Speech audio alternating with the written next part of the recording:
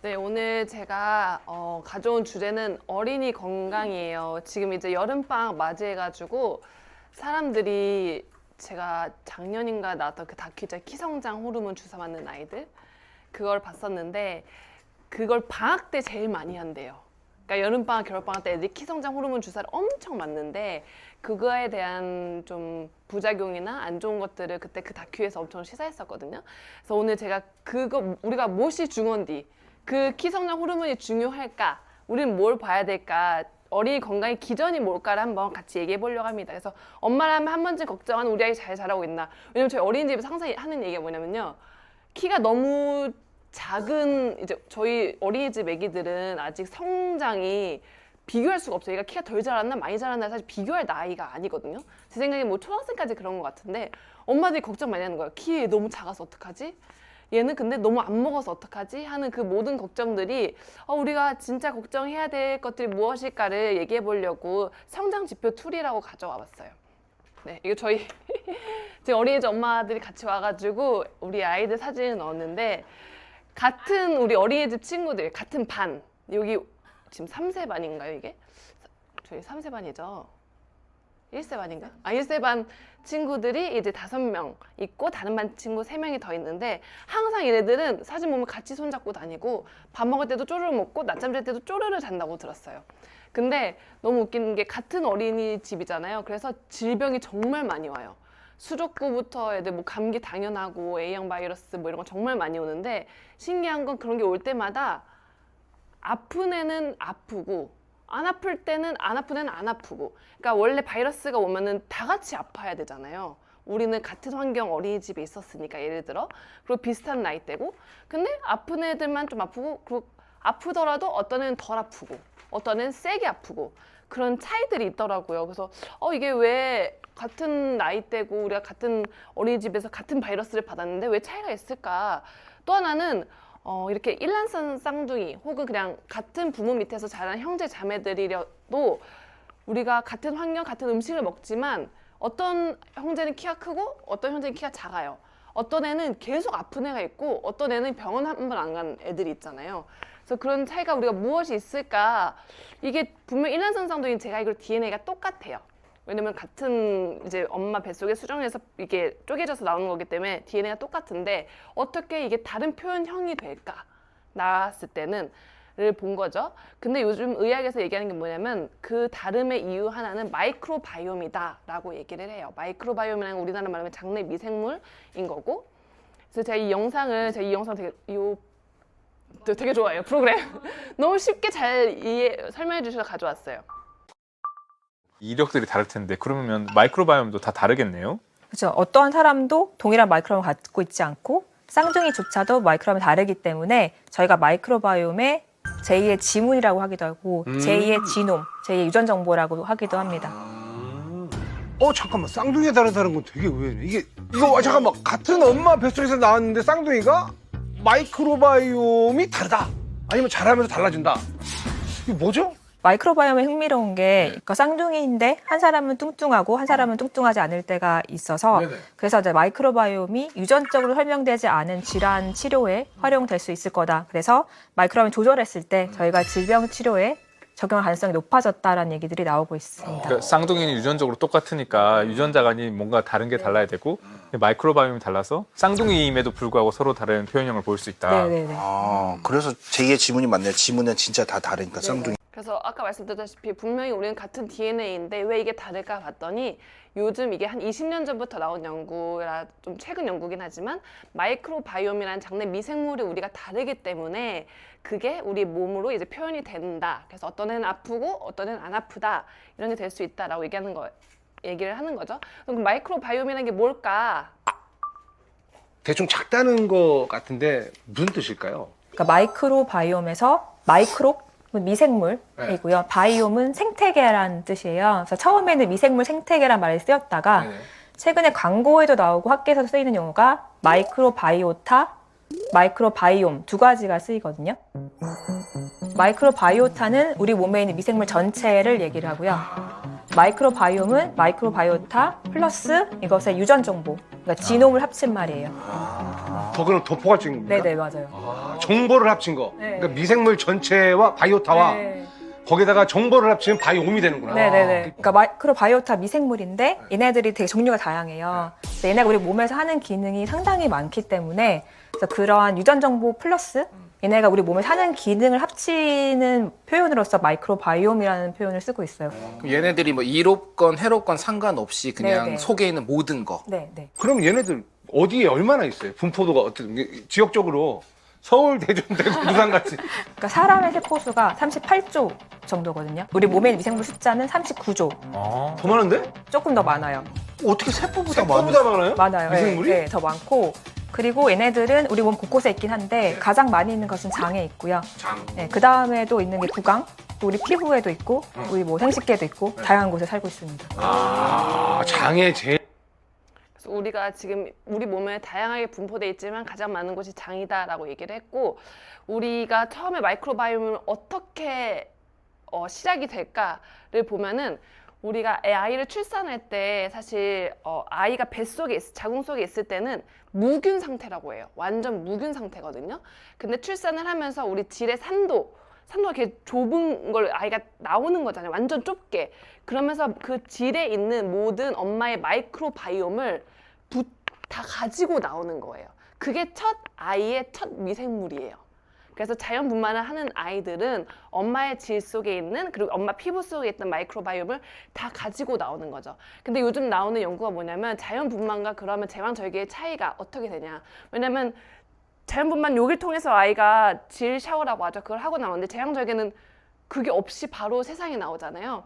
그래서 제왕절개 하는 아이들은 처음 만나는 마이크로바이옴이 병원균. 그냥 사람들 접촉해 있는 이 환경 속의 균인 거예요.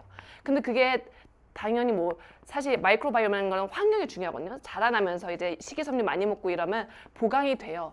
하지만 첫 번째 만났던 그 마이크로바이옴이 내 그 면역의 교육을 시키기 때문에 그 생태가 되게 중요하다는 거죠. 그래서 물론 나중에 후천적으로도 커버가 되지만 만약 후천적으로 커버가 될 수 없어. 이 아이 맨날 패스트푸드 먹고 맨날 나쁜 거 먹고 근데 심지어 제왕절개까지 했어 라고 했을 때 연구 결과가 뭐냐면 너무 신기한 게 소아 천식, 소아 비만의 확률이 되게 높아요. 아이들이.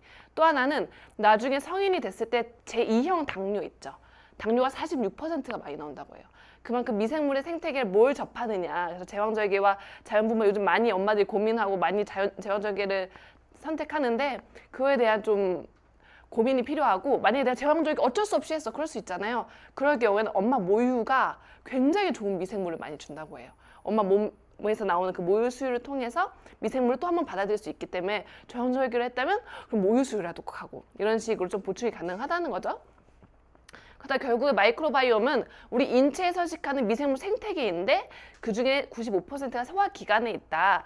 또 하나는 이 마이크로바이옴의 역할이 기능이 4개예요. 저는 이거 사실 좀 처음에 들었을 때 안 와닿았던 게 너무 많이 기능을 하고 있어서 처음에는 뭐냐면 면역 기능이에요. 그래서 유해균의 침투를 막아주는 면역을 해줘서 이게 천식, 알러지, 자가면역 질환들이랑 연관이 있는 거예요. 또 하나는 장 기능, 배변뿐만 아니라 뭐냐면 설사, 변비, 배변 문제가 장내 미생물의 어떤 거에 따라서 다르거든요. 그래서 과민성 장증후군 아니면 뭐 크론병, 이것도 면역 질환이죠. 대장 질환 같은 것들이 내 장내 미생물이 어떠냐에 따라 연관이 많고요. 또 하나는 신경 기능, 뇌랑도 연결이 돼 있어요. 그래가지고 원래 장뇌축이라고 하죠. 장과 뇌는 연결돼 있기 때문에 행복, 수면 호르몬 등의 뭐 이제 분비를 도와서 정신 건강. 가장 많은 게 치매, 파킨슨이 이 장내 미생물하고 연관이 많다고 해요. 장내 미생물은 어쨌건 치매, 파킨슨이랑 연관이 있고, 그리고 대사 기능, 호르몬, 에너지, 비타민 합성 조차도 이제 우리가 이렇게 비만, 당뇨, 고혈압이랑 연결이 돼 있는데 이런 대사 기능을 장내 미생물이 해주고 있다. 그래서 왜 전 세계가 그럼 이 마이크로바이옴에 주목을 하는가, 어떻게 주목하는가를 봤더니 2016년에 벌써 10년 전이죠. 오바마 전 대통령 때 오바마가 이 내셔널 마이크로바이옴 이니셔티브라는 거를 출범을 했어요. 이게 뭐냐면 국가 이제 프로젝트인데 우리 인체 환경 마이크로바이옴 연구해가지고 대학이랑 뭐 병원이랑 연구진들이 같이 해가지고 건강이랑 농업이랑 환경 문제를 해결하는 목적이었어요. 이 프로젝트가. 그렇게 해서 정말 막 많은 질병이랑 이런 기술들을 개발했던 게 이 연구고, 이 시기에 빌 게이츠가 사실 3대 그 연구 투자라고 해가지고 뭐 치매도 있었고요. 그 중에 하나는 마이크로바이옴을 투자 대상으로 지목해서 이때 엄청나게 많은 미국이 그 돈을 마이크로바이옴에 투자를 하기 시작했었습니다.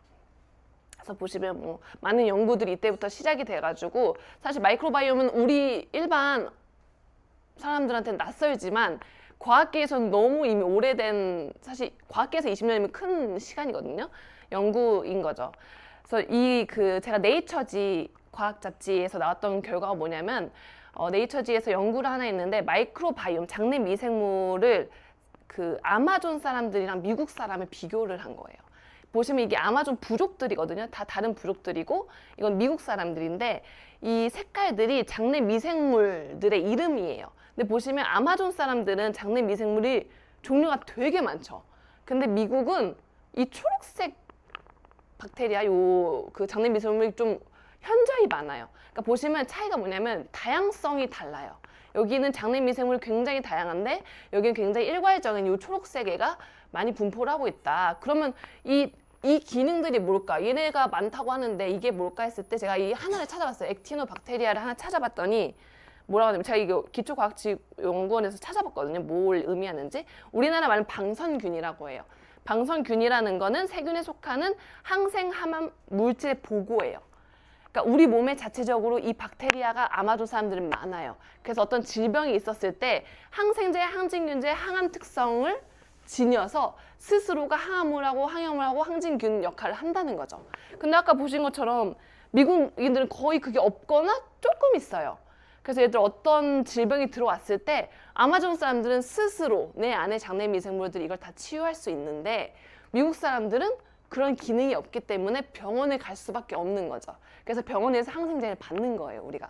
그만큼 이 미생물의 다양성이 사람마다 다르고 되게 다양성이 중요하다라는 걸 우리가 볼 수 있죠. 그러면 이 네이처지에서 같이 연구했던 게 뭐냐면, 마이크로바이옴에서 그럼 무엇이 중요한지.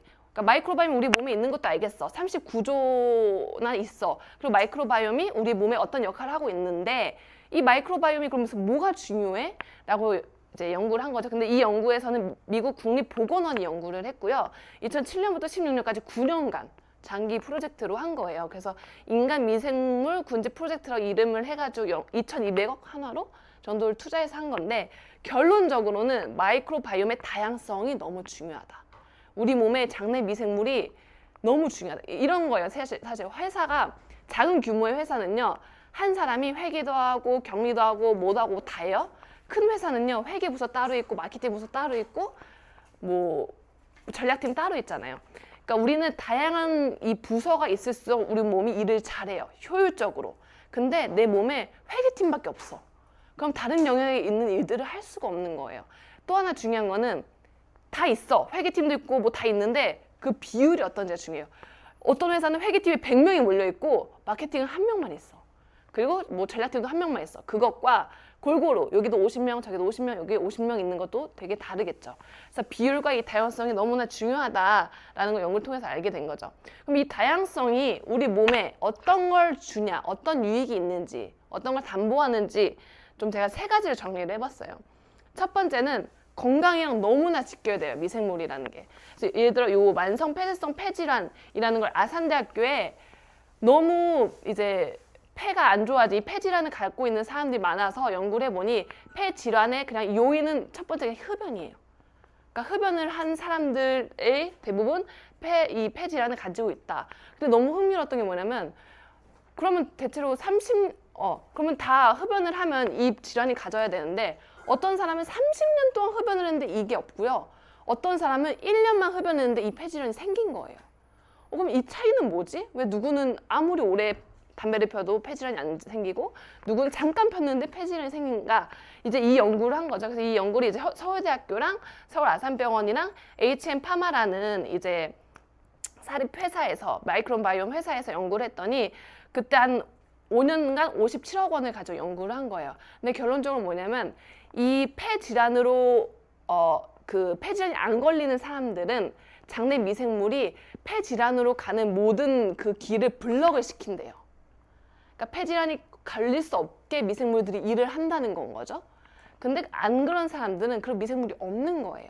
그렇기 때문에 누구는 같이 흡연을 피지만 폐질환이 걸리고 누구는 안 걸린다는 거죠. 그만큼 미생물이 건강에 그 장내 되게 큰 영향을 미생물이 미치고 중요하다라는 연구는 그렇게 오래되지는 않은 거죠. 그쵸. 그 장내 미생물이 장에 있는 질환뿐만 아니라 비만과 같이 전신 질환에 미칠 수 있다라는. 몇십 년 안 되죠. 그게 2004년 연구가 나왔으니까. 와, 얼마 안 되는 거예요. 그러니까 20년. 거의 한 20년 정도밖에 안 된 거기 때문에. 근데 이게 이 생의학계에서는 굉장히 충격적인 발견이었을 것 같아요. 왜냐면 보통 우리가 여전히 지금 쥐 가지고 실험할 때도 미생물 넣어준다는 거는 감염을 시키고 병에 걸리게 하고 아프게 하고 이런 실험들이 많은데 이때는 오히려 말하자면 비만인 생쥐를 마르게도 만들 수 네. 있다라고 하는 가능성을 보여준 거니까 약물로 치료하는 게 아니라 우리 똥 속에 들어있는 혹은 장 속에 들어있는 미생물을 가지고 뭔가를 치료할 수 있다라고 하는 관점 자체가 굉장히 혁신적이었을 것 같아요. 그 비만 말고 또 이렇게 약간 그 연관이 있다고 밝혀진 그런 질병들이 좀 있습니까? 그러니까 비만 이후에 사람들이 자폐, 파킨슨병, 치매, 우울증, 암, 또 장내 미생물이 그 탈모에 영향을 준단 말도 있어요.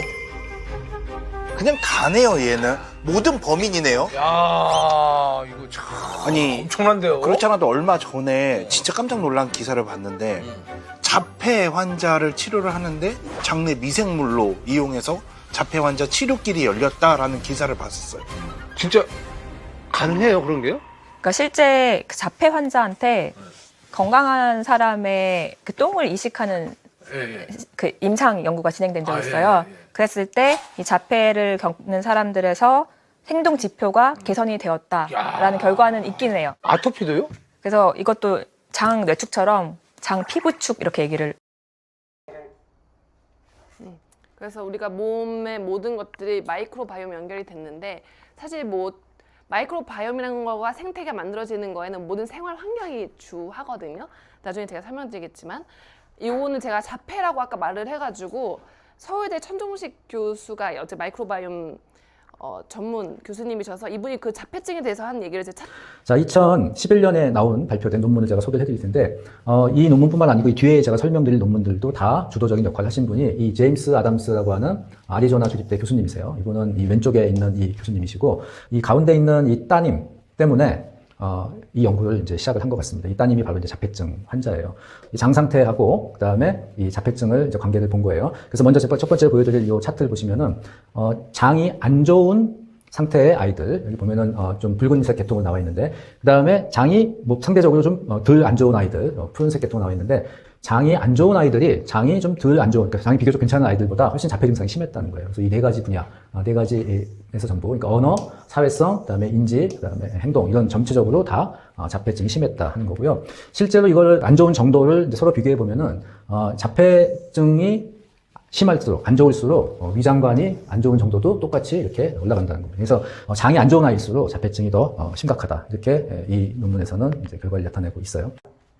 그러니까 장이 안 좋으면 자폐가 걸린다는 게 아니고 자폐가 있는 친구들을 조사해 보니 역으로 장이 안 좋은 아이들이 많았더라. 그렇다면 사실 엄마들이 저도 주변 자폐 스펙트럼에 있는 엄마들이 꽤 있는데 그 엄마들이 항상 치료를 하는 게 뭐냐면 그냥 상담 치료? 그냥 놀이 치료들은 엄청 주역해요. 그래놓고 아이한테는 장 환경이 제일 안 좋은 밀가루부터 패스트푸드 그 어린 아이들한테 그걸 먹이고 있는 거예요. 그러니까 내가 만약에 연관관계가 있다면 나의 연관관계 있는 걸 하나씩 다 저는 치료를 하는 게 중요해요. 놀이도 너무 중요하고 상담도 중요하지만 그렇다면 장이랑 연관이 있다면 장도 내가 한번 치료를 해보자 라는 생각을 가져주는 게 너무 중요하겠죠. 그러면 이 마이크로바이옴 생태계 하면은 어떤 게 좋은 생태계냐? 이 사진에서 보시는 것처럼 다양한 동물들이 이렇게 구성이 돼 있는 게 좋은 생태계죠. 이거는 상식적으로 여러분들이 잘 알고 계신 내용이잖아요. 반대로 이렇게 황폐해진 이런 경우는 우리가 디스바이오시스라고 합니다. 디스바이오시스가 왜 중요하냐면요. 디스바이오시스는 정말로 많은 질병과 연관성이 있고 또 동물 실험이나 임상 연구에서 이 디스바이오시스가 실제로 이런 질병을 일으키거나 또는 일으키는 원인 중에 하나가 되거나 또 이런 질병을 악화시킨다. 이런 논문들이 굉장히 많이 나오고 있어요. 뭐 폐 같은 경우도 요즘 코로나19와 관련해서 폐하고 장이 연결되어 있는 뭐 장폐, 축 이런 개념도 있고요. 간의 여러 가지 질병들, 특히 대사질환들, 피로는 이제 아토피 같은 질병, 그다음에 비만, 당뇨, 또 뇌는 뭐 최근에 너무너무 많은 것들이 새로 밝혀지고 있어요. 우리가 알고 있는 상당히 많은 뇌질환이 이 마이크로바이옴, 장내 미생물과 연관이 되어 있습니다. 심혈관 질환도 그렇고요. 신장, 뼈, 그다음에 위장관은 원래부터 이 마이크로바이옴하고 관련성이 많다고 알려져 있죠. 그래서 이런 여러 질병을 일으키는 원인이 이제 디스바이오시스니까 이 디스바이오시스를 정확하게 우리가 정의하는 게 중요해지는 거죠. 자, 그럼 디스바이오시스는 앞에서 제가 말씀드렸던 대로 정상적인 마이크로바이옴이 아닌 거기에서 벗어난 거를 다 디스바이오시스라고 얘기하고 있고요. 이거를 이제 임발란스, 마이크로바이옴의 불균형으로 우리가 이야기하기도 합니다. 그런데 이 불균형이라는 것도 아주 정확한 말은 아닌 것 같아요. 여기서 마이크로바이옴의 불균형이라고 하는 것은 여러 유익균들이 이렇게 균형을 맞춰야 된다 이런 뜻이고요. 그래서 이 생태학적인 해석이 필요합니다. 단순하게 유익균이 있어, 유해균이 없어 이렇게 얘기하는 것보다는 생태학적인 개념, 종의 다양성 이런 것들까지 고려가 돼야 된다는 거죠. 자, 디스바이오시스의 주요한 특징은요, 장내 세균의 종 다양성이 감소해요. 그래서 다양하지 않고 단순하게 바뀌고, 그 다음에 유익균이 감소합니다. 우리 몸에 있는 유익균은 프리보텔라, 페칼리박테리움 같은 짧은 사슬 지방산을 만드는 주요한 장내 세균이에요. 혐기성 세균들입니다. 그래서 이런 세균들이 감소해요. 그 다음에 염증에 관련되는 유해균이 증가합니다. 대표적인 걸로 이제 대장균이 있고요. 후조박테리움이라고 암하고 또 관련이 많은 그런 유해균도 있습니다. 이 디스바이오시스 상태가 되면요, 전반적으로 정상인 마이크로바이옴과 많이 다른 종 구성을 보이게 되고요. 그 다음에 장내 세균의 양이 자체가 감소해요. 그래서 어떻게 보면은 대변의 양이 줄어들고 하는 것들이 다 디스바이오시스가 되는 걸 보시면 돼요. 그리고 제가 앞에서 동영상으로 또 설명을 드렸었는데, 우리가 식이섬유나 미생물 먹이 같은 걸 많이 안 먹으면 점막을 먹는 그런 세균이 자랄 수 있어서 점막이 줄어들고, 이런 염증성 유해균 때문에 장벽이 약해지는 리키것이 되고, 그래서 장염증, 전신염증, 뇌염증 이렇게 염증 상태로 가고 이제 질병으로 발전할 수가 있습니다. 그래서 이것들이 이제 디스바이오시스의 주요한 특징이. 그래서 보면 우리가 장내 미생물들이 어쨌든 많아야 되는데 장내 미생물도 생물이잖아요. 먹고 사는 게 필요해요. 근데 얘들 뭘 먹고 사는지 아세요 혹시? 얘들 식이섬유를 먹고 살아요. 우리 몸에. 그러니까 좋은 유익균들은 그 식이섬유들을 먹고 자라야 돼서 우리가 엄마들이 야채 많이 먹으라 하는 이유가 야채는 뭐 똥을 잘 싸 이게 아니라 내 안에 좋은 유익균들이 그 다양하게 생기려면 얘들이 먹이가 이미 식이섬유인 거예요. 근데 그 중에서도 유해균들은 지방 뭐 아니면 그런 당 종류들을 좋아해요. 그러니까 유익균이었다가도 그런 걸 계속 넣어주잖아요, 주입을. 그럼 걔들이 그걸 먹고 유해균으로 변한다고 하더라고요. 그러니까 좋은 친구들이 먹는 좋은 것들을 계속 줘야 그 아이들이 다양해지는 것 태죠. 그러니까 나쁜 애들이 먹는 것들을 줄여주는 게 너무 중요한 거예요. 그만큼 장내 미생물은 우리 식이와 너무나 큰 연관이 있다. 그래서 제가 말씀드린 게 첫 번째가 건강이랑 너무 직결되는 게 장내 미생물이고, 두 번째는 음식물 분해에 장내 미생물 역할이 너무 커요. 그러니까 장내 미생물 아까 말씀드렸죠. 식이섬유들 먹고 산다고. 우리 몸은 예를 들어 이런 걸 하나 먹었을 때 분해 능력이 없어요. 예를 들어. 근데 그걸 장내 미생물이 자기가 씹어서 뱉은 게 대사 물질. 우리 몸에 그게 영양소가 되는 거예요. 그래서 보시면은 우리 아이들은 원래 6세 전까지는 잡곡밥 먹이지 말라 그래요. 왜냐면 소화기관이 너무 약하기 때문에 이것들을 소화할 수가 없는 거죠. 근데 성인이 돼서도 그걸 소화 못하는 사람들이 있어요. 같은 잡곡밥을 먹었는데 누구는 소화하고 누구는 속이 더부룩하거든요. 그거는 내 안에 장내 미생물에 탄수화물 소화 관련 미생물들이 쭉 있어요. 그 미생물이 높은지 낮은지 양이 있는지 없는지가 확인이 가능하다는 거죠. 그래서 그게 많을수록 소화가 잘 되고 없을수록 소화가 안 된다. 그래서 보시면 예를 들어 이 콩도 콩을 많이 먹으면 항암에도 좋고 뼈 성장에도 좋고 근육 형성에 좋고 여성 갱년기에 좋다고 하는데 이걸로 우리가 몸을 먹잖아요. 말씀드린 것처럼 바로 우리 몸은 이거를 내 영양소로 못 넣어요. 그걸 하는 게 장내 미생물인데 우리가 이퀄이라는 걸로 물질을 바꿔줘야지만 여기까지 갈 수 있는데 그걸 장내 미생물이 하는 역할이거든요. 근데 만약에 내가 이 역할을 하는 게 없어? 그럼 내가 아무리 콩을 먹어도 그런 거 있잖아요. 누구는 검은 콩을 먹었는데 머리가 나고 누구는 검은 콩을 먹었는데 아무런 효과가 없어. 누군 산삼을 먹었는데 힘이 나고 누군 산삼을 먹었는데 안 나와라는 게 안에 장내 미생물의 환경에 따라 효과가 있을 수도 없고 그런 차이가 있는 거죠. 또 하나는 석류도. 석류 이제 여성 갱년기에 좋다고 해서 다들 막 석류 어르신들 먹는데 옆집 엄마는 그걸로 갱년기 증상이 없어졌어. 근데 예를 들어 뭐 우리 엄마는 뭐 그게 너무 계속 똑같이 있었어. 장내 미생물에 따라 유로니틴 A로 만들 수 있는지 없는지를 봐야 한다는 거죠. 그래서 우리가 슈퍼푸드라고 부르는 것들 있죠. 블루베리 뭐 이렇게 다 이런 것들이 우리 몸에서 쪼개서 영양소로 될 수 있도록 그 장내 미생물이 많아야 해요. 그래서 무턱대고 영양제를 막 먹는다고 도움이 되는 게 아니에요. 영양제 같은 것도 혹은 좋은 음식 같은 것도 내가 이게 흡수가 될 수 있도록 장내 미생물 환경을 잘 만들어줘야 되는 거죠. 그래서 너무 신기한 게 제가 요즘 디톡스를 많이 하잖아요. 근데 디톡스를 하고 나면 너무나 신기한 게 짜고 매운 음식이 들어가지 않고 신선한 야채 샐러드들이 더 땡기거든요. 내 안에 그런 것만 당류, 지방들만 땡겨하던 유해균이 사라지고 유익균들, 식이섬유를 좋아하는 유익균들이 많아지는 상태인 거예요. 그렇기 때문에 그런 게 더 땡길 수밖에 없는 거죠. 그만큼 먹는 게 너무 중요하다. 세 번째 역할은 뭐냐면 장내 미생물이 면역세포 교육이에요. 그러니까 이게 무슨 말이냐면 면역은 센 게 중요한 게 아니라 이 면역이 똑똑한지가 중요한 거예요. 그래서 면역이라는 거는 무조건 공격하는 게 아니거든요. 예를 들어 우리 어린이집에서 뭐 감염이 됐어? 그러면 엄마들은 이걸 무조건 무찔러야 된다고 생각하는데 제일 중요한 건 이게 들어왔을 때 내 몸이 얘를 아군인지 적군인지 먼저 알아야 돼요. 내 면역 군대들이. 근데 바보 같은 면역 군대들은 그걸 구분을 못 해요. 아군이라고 생각하는 친구들도 있어요. 면역 군대에서. 그래서 아군 적군을 알 수 있는 미생물의 그런 똑똑함이 필요하고 또 하나는 적군이야. 그럼 내가 이 적군일 때 어떤 면역 세포를 출동시킬 건지를 아는 것도 미생물이에요. 그렇기 때문에 면역이 정말 똑똑해야 된다. 근데 이걸 교육시키는 게 우리 장내 미생물의 역할이라는 거죠. 그래서 어렸을 때 특히 200일 이내에 절대 항생제 넣지 말라고 하거든요. 왜냐면 200일 이내에 내가 항생제를 투약했을 때 그러니까 뭐 어쩔 수 없겠죠. 그런 상황들이. 근데 그렇게 됐을 때 이 아이가 면역에 대해서 교육을 받지 않았기 때문에 아군인지 적군인지 나중에 커서도 그걸 모르고 어떻게 내가 반격을 해야 되는지가 교육이 안 된다는 거예요. 그만큼 항생제라는 건 되게 무서운 친구, 그러니까 좋은 쪽으로도 물론 쓰일 수 있지만 그만큼 안 좋은 점도 있다라는 걸 기억해 두시는 게 되게 중요하죠. 면역세포하고 소통하는데 소통한다는 것은 서로 신호 전달 물질을 주고받는 거죠. 그러니까 유익균들은 우리 면역세포와 소통하면서 면역세포로 하여금 누가 적이고 누가 아군인가를 가르쳐준다고 그래요. 트레이닝 시킨다고 그러죠. 그래서 유익균들이 많아야지 우리의 면역 시스템이 온전하게 됩니다. 그런 유익균들이 많이 없어지죠. 그러면 적과 아군을 구별할 수 있는 능력이 떨어지게 되죠. 적과 아군을 구별하지 못하게 되면 여러 가지 그런 면역학적으로 혼동이 일어나면서 그런 아토피, 알레르기, 또 자가면역질환. 자가면역질환하는 게 결국 뭡니까? 자기의 조직, 자기의 아군인데 적인지 혼동하는 거예요. 그래서 가서 면역세포가 그쪽을 파괴시키는 거거든요. 그러니까 이 유익균들이 사라졌을 때 일어나는 현상들은 상당히 심각해질 수 있는 거죠.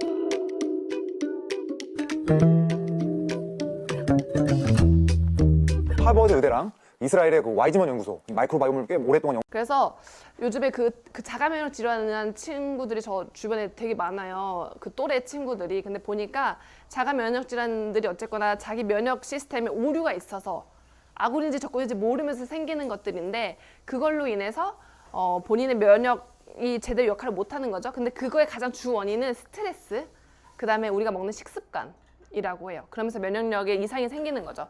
요 연구 결과에서 얘기하는 건 뭐냐면 우리가 18세까지가 면역을 교육시키는 시간이라고 해요. 그러니까 18세까지 우리가 면역 교육을 계속 시키는 거죠. 제일 중요한 거는 미생물이 다양해야 된다고 했잖아요. 그래서 사실 어린이들이 놀이터 가서 지저분한 거 만지고 하는 것들이 나쁘지 않아요. 그게 뭐 과부하 화합물 뭐 이런 물질들만 아닌 이상 그런 작은 박테리아나 바이러스 이런 것들은 나에게 교육을 시키는 거예요. 아, 얘는 나쁜 애였구나. 잠깐 감기가 걸려? 금방 사라져. 아, 얘는 이 정도 10가지만 오르고 괜찮아질 거야. 이걸 훈련을 시키는 거예요. 그만큼 이 어렸을 때 먹는 것과 환경이 되게 중요한데 18세 전까지 그 교육을 받지 못하면 대부분 아까 말씀하셨던 그 아토피나 천식 이런 자가면역 질환들이 생길 확률이 되게 높아지는 거예요. 근데 그런 교육을 받은 친구들은 그런 질병과 오히려 더 멀어지는 그런 연구 결과가 있다는 거죠. 그래서 면역세포 교육이 어떻게 되냐면 18세까지 교육이 되고 60에서 70% 대부분 뭐 거의 절반 이상이니까 그게 평생의 몸에 영향을 준다고 해요. 내 면역 상태가. 그래서 성인이 돼서도 감기 걸리는 애들은 계속 걸리거든요. 그러면 계속 항생제 투여하고 또 감기 걸려 또 항생제 투여하고. 근데 교육 기회를 한번 놓치면 그 18세 이전에 대사질환, 천식, 알러지 등이 발병률이 확 올라가는 거예요. 그래서 면역이 똑똑해야 되고 면역세포 기억력이 소실되어 나타나는 질병이 류마티스라 그래요. 그러니까 면역세포가 얘가 뭐였지? 이게 어떤 거였지를 모르는 게 류마티스 질병이라고 하고 또 교육이 어렸을 때 안 된 질병이 아토피랑 알러지. 그러니까 아토피랑 알러지 있는 그 어린 친구들은 혹은 성인 돼서도 그냥 면역세포 교육이 안 됐다고 보시면 되죠. 장 문제에서 시작되는 거죠. 그러면 마이크로바이옴의 다양성과 어린이 건강 어떤 연관이 있나? 미생물의 다양성이 높을수록 뼈 성장에 영향을 많이 준다고 그래요. 그리고 건강한 아이가 성장 호르몬이 부족한 것으로 진단받은 아이에 비해서 마이크로바이옴 다양성이 유의적으로 높았다. 그러니까 이 뜻은 건강한 친구들은 안 건강한 친구들보다 장내 미생물의 다양성이 높았다라는 연구가 있었던 거고 IQ가 높을수록 그 다양성도 높았다. 그러니까 이게 다 연구 결과들을 하나씩 제가 모아놓은 건데 또 하나는 아토피 측정 점수인 이 점수가 낮을수록 다양성과 뷰티레이트가 적었다고 그래요. 그러니까 적으면 아토피아는 아니지만 아토피아 있는 친구들을 보니 대체로 이게 적었다. 다양성과 뷰티레이트가 적었다라는 걸 우리가 볼 수 있었던 거죠. 보시면 이게 장내 미생물 종류들이 정말 아까 39조 개가 있다고 했잖아요. 종류도 2,000여 가지라고 해요. 그 종류들인데 보시면 예를 들어 이게 도레아라는 미생물이 어린이 뼈 그 형성에 너무나 중요한 미생물이에요. 그러니까 이 미생물이 없거나 적은 친구들은 뼈 성장이 느릴 수밖에 없겠죠.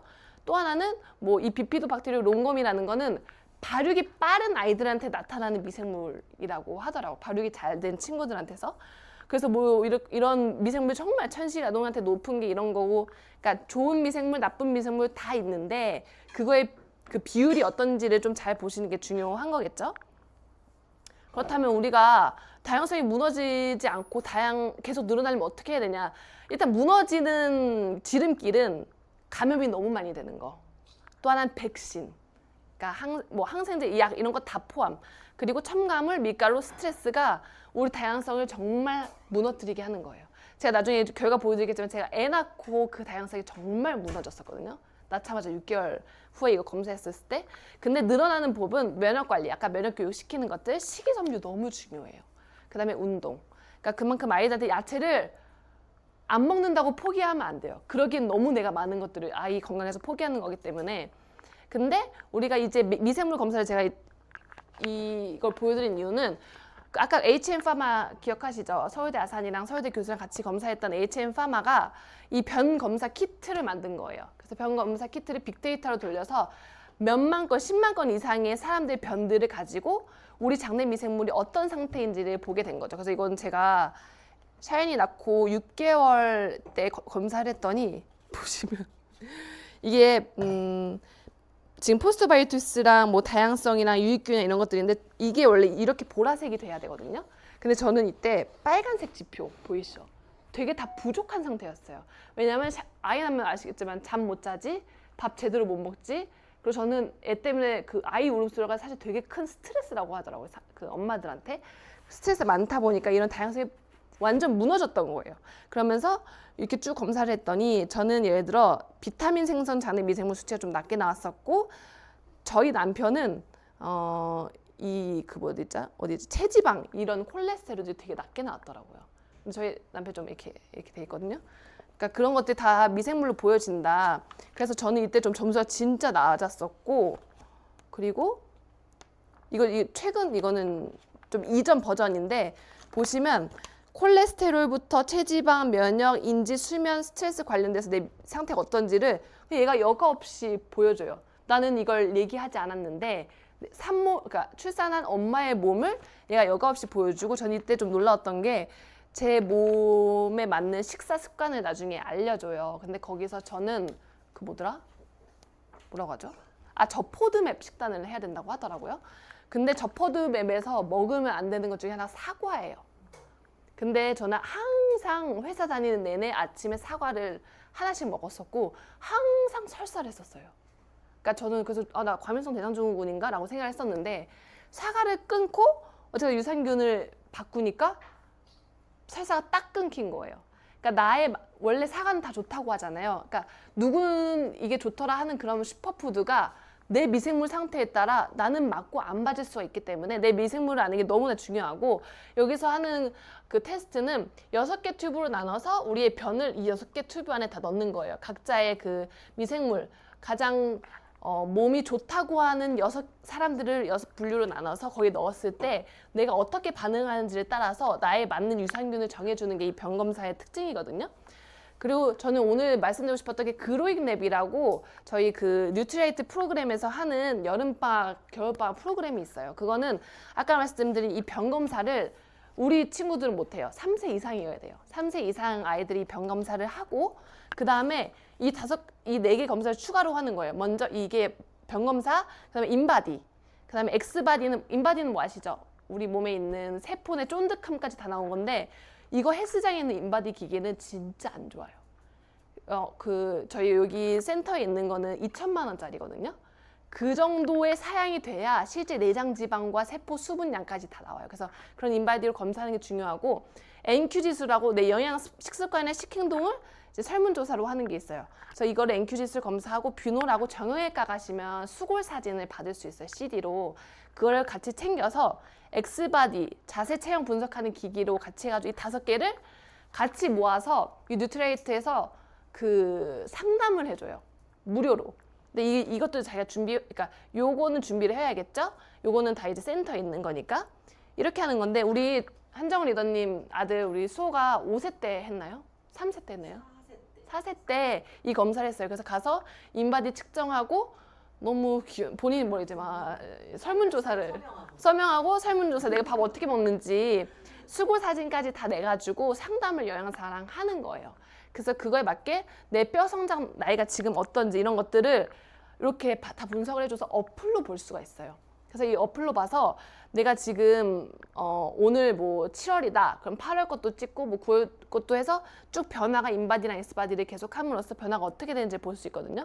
그래서 아직 뭐 샤이니는 어리지만 7세 이상 엄마들은 어쨌거나 키를 걱정하고 있을 텐데 키는 어쨌거나 영양소와 관련이 있고 그런 것들을 우리가 모두 지표를 볼 수 있는 게 이 그로잉랩 프로그램이다. 그래서 저는 이 그로잉랩 사실 프로그램도 중요하지만 샤이니 사실 3세 되자마자 저는 이 검사 너무 시켜주고 싶어요. 그래서 얘 안에 있는 장내 미생물을 내가 알아야 얘가 식이섬유 어떤 부분이 부족한지 아니면 얘는 지금 스트레스 호르몬이 어린데 높네? 뭐 이런 것들을 볼 수가 있기 때문에 어리지만 각자 미생물이 어떤 상태가 있는지를 엄마들이 알고 그거에 맞는 영양을 챙겨주시는 게 너무나 중요할 것 같습니다.